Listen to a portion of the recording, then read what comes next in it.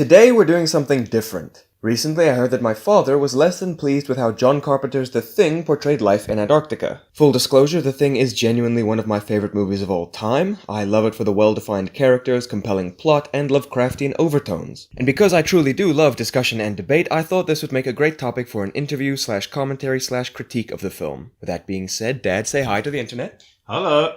Now, before we get to talking about the movie itself, would you be so kind as to give us a rundown of your time in Antarctica and any other relevant experiences? Okay, from the end of 1981 until the end of February 1983, I spent my time at the South African Antarctic base in Dronning-Maudland, which is the area that the film takes place in, which is about 4,500 kilometers south of Cape Town. I was a radio operator. I was responsible for all the communications in the base. In those days, there were no satellites. Everything was done via radio and Morse code. You were the radio operator, I was the senior radio communicator, yes. meaning that you had the same job as Windows in the movie. I had virtually the same job. The equipment looked very similar. And that's one of my gripes with the movie. We'll get there. How long were you there? Approximately 14 months. What was the size and structure of your team? Our team was 16 people. Aside from myself, my radio communicator buddy, the two diesel mechanics, and the doctor, everybody else was a scientist on the team. Mostly in physics, studying the ionosphere and outer space. On to the movie itself, then. John Carpenter's The Thing is widely regarded as a horror classic and is beloved by fans of movies in general and cosmic horror in particular. It is currently sitting at an 8.1 out of 10 on IMDb, 92% audience score on Rotten Tomatoes, and 8.8 user score on Metacritic. The Thing has been praised for its incredible practical effects and use of atmosphere over jump scares. In general, The Thing is considered by most to be a good or even great movie. Dad, do you disagree, and if so, why? I think the movie is very well made. I think the acting is very good. The scenery, which probably took place in Greenland, because the logistics of filming in Antarctica is extremely difficult. Everything was exceptionally well done with the movie. I had a serious problem with a lot of the script and what the effects and everything they used to depict what life was like in Antarctica. Within 15 minutes of seeing the movie, after I arrived back from Antarctica, I was upset and wanted to walk out the movie house. How many times have you seen it now? I saw it in 1983, about a month after I came back from Antarctica, after everybody insisted I must see it. It was so good. And then last night I watched it again, and now I fully understand why I didn't like it. Early in the movie, we see Norwegian crewmen use a high-powered rifle and lethal grenades. Throughout the film, characters can be seen using handguns, shotguns, TNT, and flamethrowers. How much of that is true to what you experienced in Antarctica? Zero. That is one of the things that highly upsets me, because Antarctica is a nature reserve. It is protected since 1956 under World United Nations organizations. In those days, the Soviet Union still existed, and even the Soviet Union was adhering to all these aspects of non-military aspects and non-nuclear aspects to Antarctica as a nature reserve. They even admonished the Americans for trying to set up a nuclear reactor there, and the Americans had to remove it. Antarctica is a pristine environment, and just the idea that a very isolated community can have firearms laying all over the place, bombs laying all over the place, is extremely upsetting and abhorrent to my idea of what Antarctica is about. After the Norwegian assailant accidentally grazed the leg of one of the American characters, Gary uses a revolver to smash a small window in order to return fire. There was so little time in between the Norwegian firing and Gary smashing the window that he must have had the gun on hand or close by. Any comment? Yes, throughout the movie you can see him carrying it on his hip. Why? Who's invading them? Who's going to attack them? Who is he protecting himself and the team from? There's nobody around them. The nearest base is the Norwegians, and they had to fly there by helicopter, which is ridiculous in any case. We'll get there. Yes. So, as I said, the story and everything, horror movie was great, but the reality of what they're trying to portray of Antarctic life, for somebody who had just arrived back, and everybody was telling me how great this movie is, I didn't like it then, and I looked at it last night, and I can see exactly why I didn't like it. I still don't. It's 40 years later. I understand that on one of your other expeditions, shotguns were taken along to hunt cats. Care to elaborate? Yes, at Marion Island, I spent the year there, 15 months there. I was expedition leader. After or before Antarctica? That's after Antarctica. Antarctica 1982, and I was at Marion Island 1986-87. There was a cat infestation there that were eating not the rodents, they were eating the birds and wiping out bird species. Trapping and etc. didn't help. You had to shoot them. So we had hunting teams come down in my year there, and they had to walk around with shotguns. And those guys were trained for 3 months. They did training here in South Africa. They arrived there. They did not walk around the base with a shotgun. When they came in from the field, the shotgun was locked away in a lock-up cupboard, like a safe. There was no firearms anywhere. And I, as an expedition leader, know for a fact there were no firearms except the shotguns that were locked up. Could there have been a practical use for flamethrowers or TNT in Antarctica, such as clearing snow or debris? No, because it's very inefficient. The temperatures are extremely cold.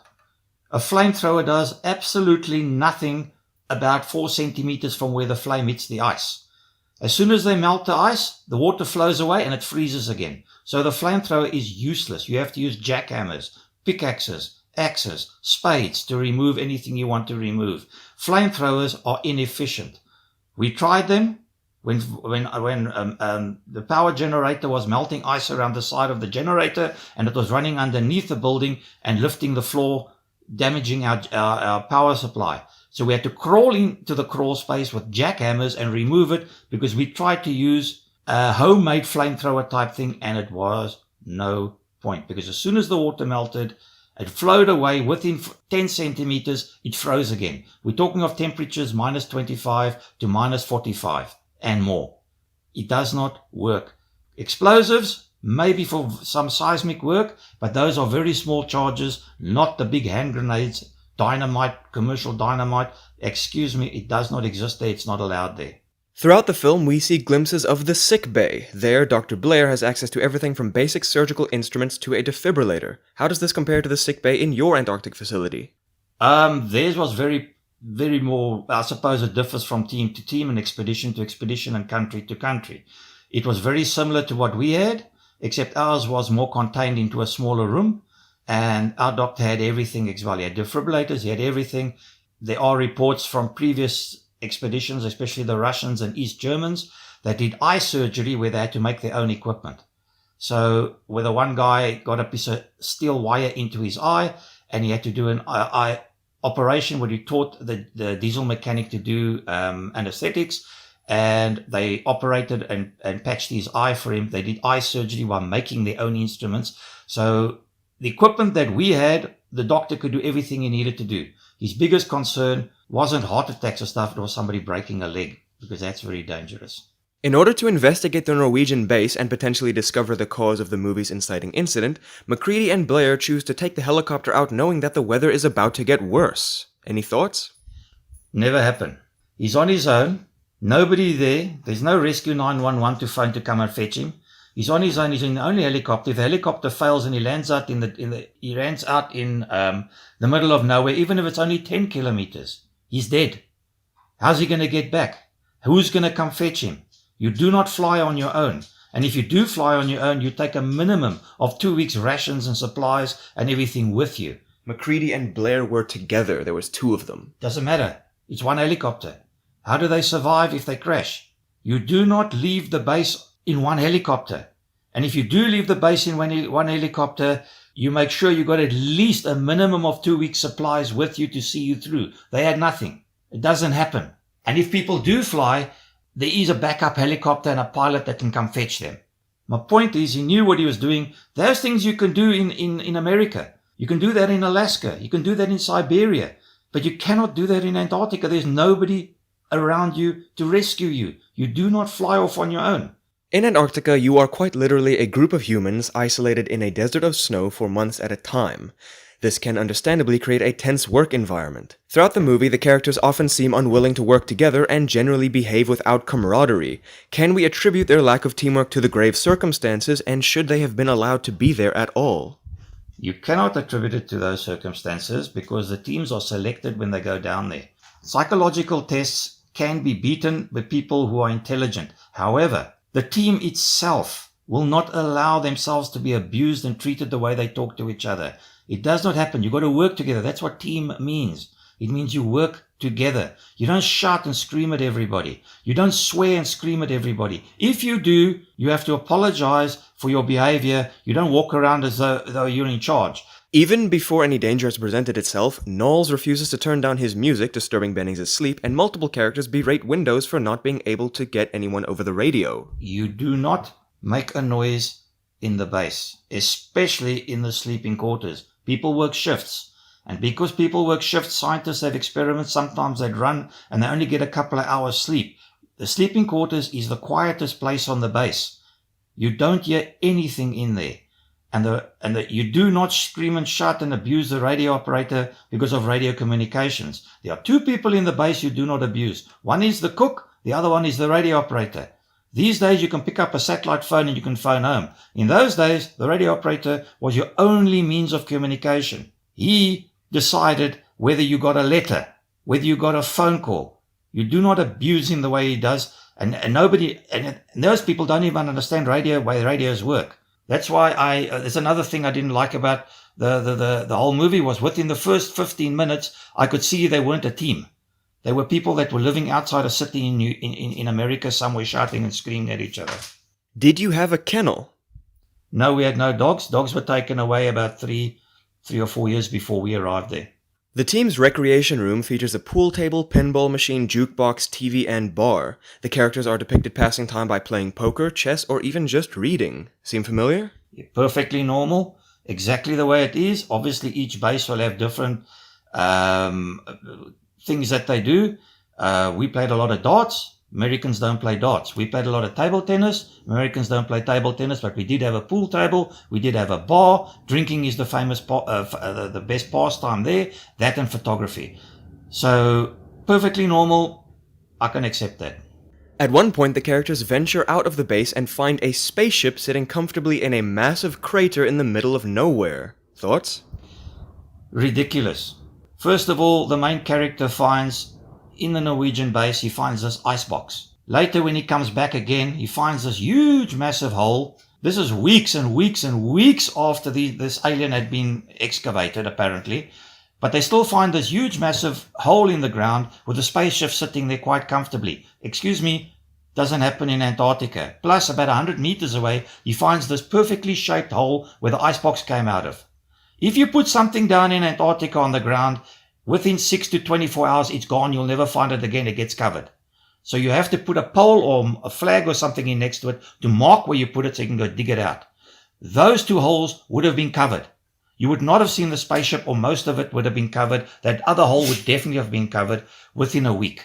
So totally ridiculous, because later in the movie, you see what happens in Antarctica when a guy's body is outside. Within a couple of hours, he's half covered by snow after it's been burnt. One of them remarks that the ice that the spaceship is buried in is potentially 100,000 years old. How that was uncovered, I don't know, because it looks like it was excavated. But anyway, the spaceship is there. But the ice can be millions of years old, so it's possible. After Blair's outburst, they lock him up in a shed that is well separated from the main base. Was that decent of them? Not only not decent, it's immoral. They didn't know if he was infected or not. But they lock him up outside in the freezing cold. How come he didn't die of exposure, get frostbite or something, because he was out there for a heck of a long time, all on his own? In order to figure out who the imposter is, MacReady demands that everyone submit to a blood test. In Antarctica, what basic rights do people have, and under strenuous circumstances, who would have the authority to infringe on those rights if it meant maintaining order? Okay, I can only speak for the South African base I was on.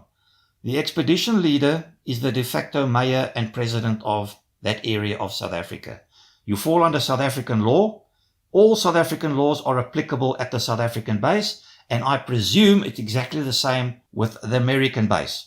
The American Constitution will apply there. That's the way I presume it will be, because that is a small little part, like an embassy of that country. So all the applicable laws will apply, as it would be in that country. That's what I presume it would be, because that's how it was in our bases. All our bases, South African law applied, and the leader, expedition leader, whoever he was in total control. He was the mayor. He was the CEO, basically. Did you ever visit an American base? No, they were too far away, but I did speak to them quite often. I visited a German base, and our expedition did fly across to the East Germans by helicopter. Oh, and that's another thing. This chap McCready was flying around in his helicopter all over the place. These bases aren't close together. A helicopter's range is anything from 200 to 300, 350 kilometers. These bases are anything from 300 to 1,000 and more kilometers apart. But he flies from that base to the Norwegian base, and he flies back. These bases are very seldom that close together. The East German base and the Russian base, Novoazovskaya, were only about 10 kilometers apart, but that's very rare because scientists don't want another base near them, because the base lights from that other base is going to affect their instruments when they want to do experiments outside in the dark, etc., etc. But it's impractical for a helicopter just to fly those distances because those bases are normally very far apart. If Antarctic bases follow the laws of their respective countries, would it have made sense for an American base to have had more guns than any other base because they have the Second Amendment? Yes, but it also applies again. You must remember, Antarctica is a nature reserve. Then you can say the same thing. America has the right to put a nuclear reactor, which we tried to do at their base in McMurdo. They tried to stick in 1973, I think it was. They're trying to put a nuclear reactor in there for a power supply.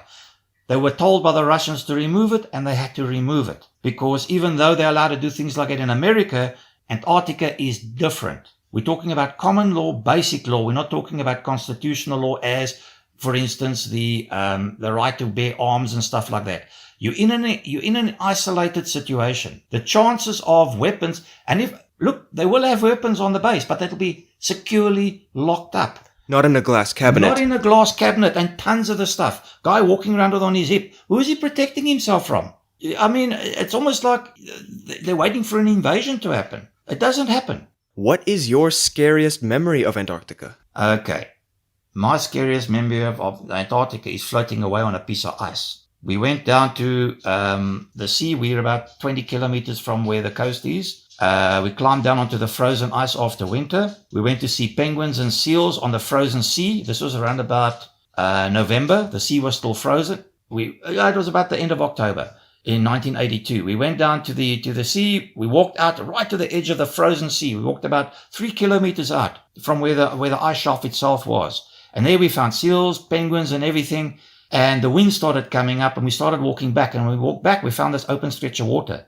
The massive piece of ice we were on had broken off, and we were now floating out to sea. However, there was the ice shelf came out very far, and the coast and the current was taking us close to where this ice shelf was. And because the wind was coming up, we were busy building an igloo to get out of the wind, trying to decide what we were going to do. And one of the guys saw a loose piece of ice on the side of the ice we were on. He kicked it, it broke away. And as we got close to the point, which was only about a 100-meter stretch, this piece of ice formed a perfect bridge, and we were able to run across it. And when I show photographs of people of this bridge, they cannot believe how we were able to cross this narrow little bridge, which actually broke in the half. And every time you jumped on the one side, it would tip up, and you had to run and scramble across to get to the other side.